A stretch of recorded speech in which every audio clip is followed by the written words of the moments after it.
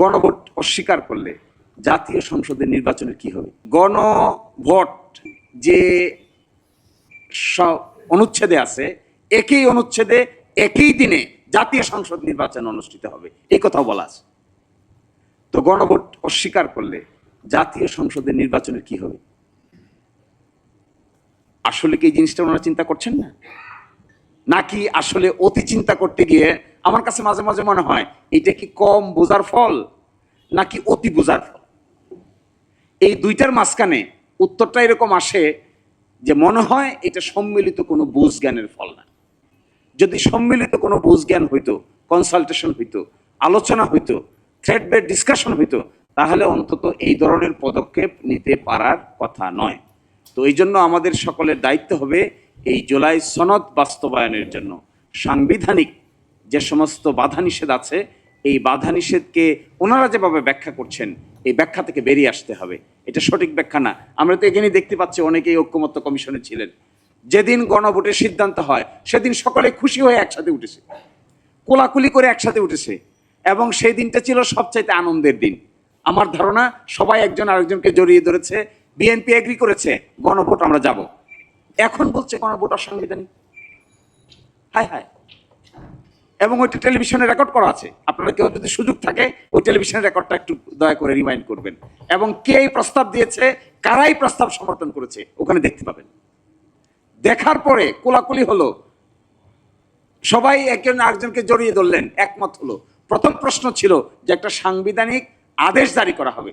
আমরা সাংবিধানিক আদেশকে ছাড় দিয়ে বললাম ঠিক আছে, সাংবিধানিক আদেশ জারি যেহেতু সকলেই একমত না, বিকল্প রুট নেওয়া হোক। ঐকমত্য কমিশন 5টা অপশন দিয়েছিল। তখন প্রশ্ন আসলো গণভোট। গণভোটের কথা যে আসলো সকলেই একমত হয়ে গেল, ঠিক আছে গণভোট গণভোট গণভোট। এবং আজকে যারা গণভোটের বিরুদ্ধে বলছেন তাদের কণ্ঠ এবং হাত সেখানে দেখতে পাবেন।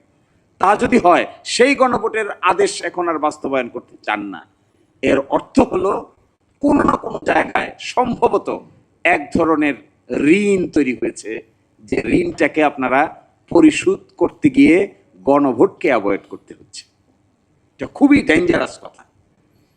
মানুষ 4 কোটি 5 কোটি লোক এর পক্ষে রায় দিয়েছে, এটাকে অ্যাভয়েড করতে হচ্ছে কোন ঋণের কারণে? কোথায় নাকে খত দেওয়ার কারণে?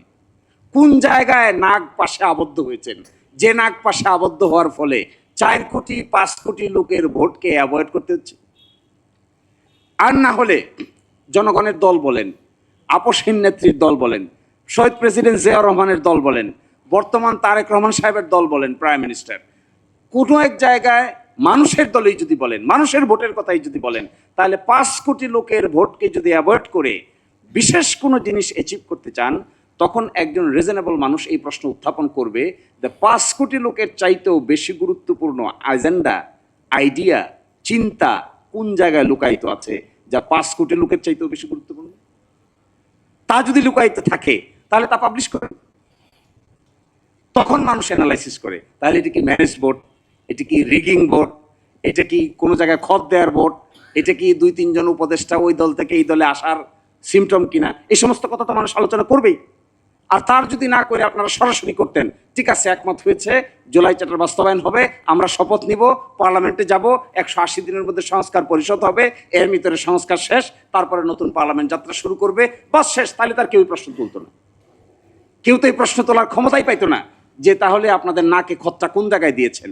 আমার কাছে মনে হয় এই 180 ডিগ্রি অ্যাঙ্গেলে ঘুরে যাওয়ার পিছনে যদি কোনো বৃহত্তর শক্তি বা গ্রুপ এর উপরে আসর বিস্তার করে থাকেন, আর সেটা আপনাদের নির্ভরতা হয়, তাহলে ওই নির্ভরতা সময়ের প্রেক্ষাপটে বাংলাদেশের বৃহত্তর জনশক্তির বাইরে গিয়ে আপনাদেরকে অবস্থান নিতে হবে।